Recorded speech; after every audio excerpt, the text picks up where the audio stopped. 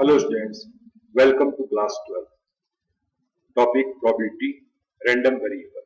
तो इस टॉपिक में हम जो पढ़ेंगे उनको हम आगे की श्रृंखला में देखेंगे। तो चलिए स्टूडेंट्स स्टार्ट करते हैं आज की class.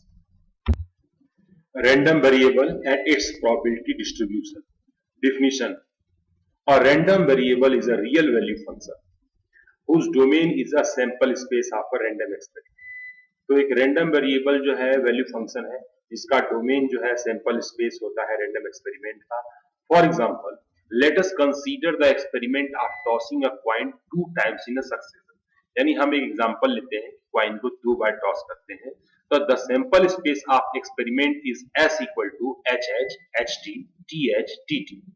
If x denote the number of the heads obtained, then x is a random variable and for the each outcome its value is given below। यानी हेड कितनी बार आया है? 2 बार आया है। इसमें हेड 1 कितनी बार आया है, फिर हेड जो है 1 कितनी बार आया है, हेड जो है हमारे पास एक बार भी नहीं आया है। तो यहाँ पर हमारे पास डबल हेड 2 बार, सिंगल हेड 1 बार, फिर बाद में हेड 1 बार और डबल टी वो 0 बार। More than one random variable can be defined on the same sample space। For example, let y denotes the number of the heads minus the number of the tails for each outcomes of the above sample space s। तो अब हम इसमें जो y को लेते हैं, y double h equal to 2, y h t is equal to 0, y t h equal to 0, y t t is equal to -2। Thus the x and y are two different random variable defined in the sample space। तो यानी कि हम एक ये जो है हमारे जो आपका दिया गया है सैंपल स्पेस का रैंडम वेरिएबल, तो ये फंक्शन है और डोमेन की बात हो रही है, तो डोमेन रखने पर सेम रहता है सैंपल स्पेस का और इसकी वैल्यू जो है अलग अलग डिस्ट्रीब्यूशन इसमें हो सकते हैं। तो हम चलिए बात करते हैं इसमें नेक्स्ट डिफिनीशन।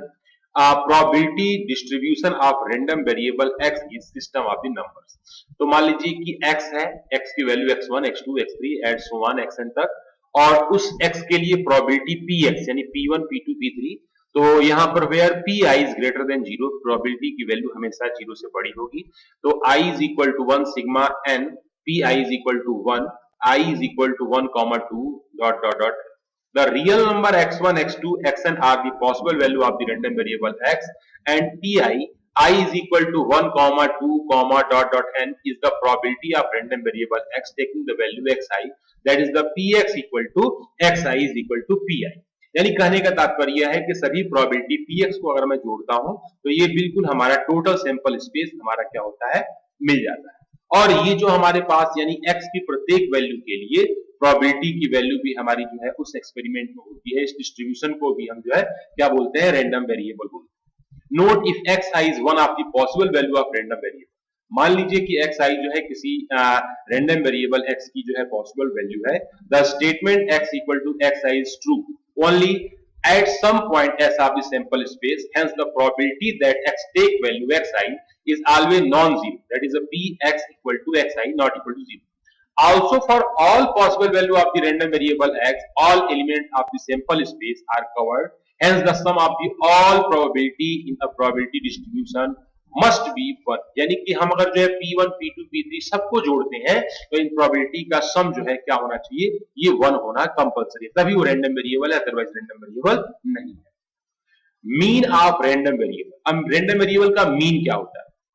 डिफिनीशन कहती है कि let x be a random variable whose possible value x1 x2 x3 dot dot dot xn occur with a probabilities p1 p2 p3 dot dot pn respectively. The mean of x denoted by mu, यानी mu से हम जो है mean को denote करते हैं, is the number i is equal to 1 to n xi pi, that is the mean of x is the weightage average of the possible value of x। यानी कि x की पॉसिबल वैल्यू के लिए ये जो है हमारा वेटेज दिया गया है। Each value being the weightage by the probability which is occur. The mean of random variable x is also called the expectation of x denoted bye ex। अब ex को हम जो है मीन से रिप्रेजेंट करेंगे और मीन को हम म्यू से भी रिप्रेजेंट करते हैं। इसको लिखते हैं sigma i is equal to 1 n, तो xi pi is equal to x1 p1 plus x2 p2 plus dot dot dot plus xn pn। In other words, the mean of expectation of a random variable x is the sum of the product of all possible value of x by their respective probabilities। Now students, variance of a random variable।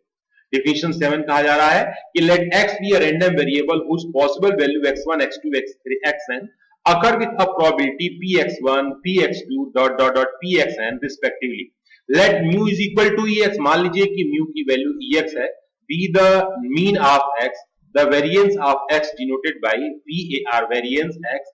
इसे हम जो है sigma Sai से हम represent करते हैं. साई x equal to square is sigma x square is equal to variance x is equal to I is equal to 1 to n sigma x I minus mu का whole square p x I. तो यहाँ पर हमारे पास जो है standard variance sigma x square is equal to E, यहाँ पर एक्स माइनस म्यू स्क्वायर.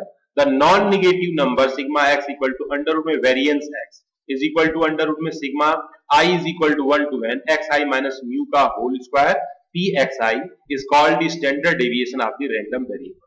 सो स्टूडेंट्स, हम इसको जो है another formula for finding the variance of the random variable will know that variance x equal to sigma i is equal to 1 to n x I minus mu का whole square p x आई.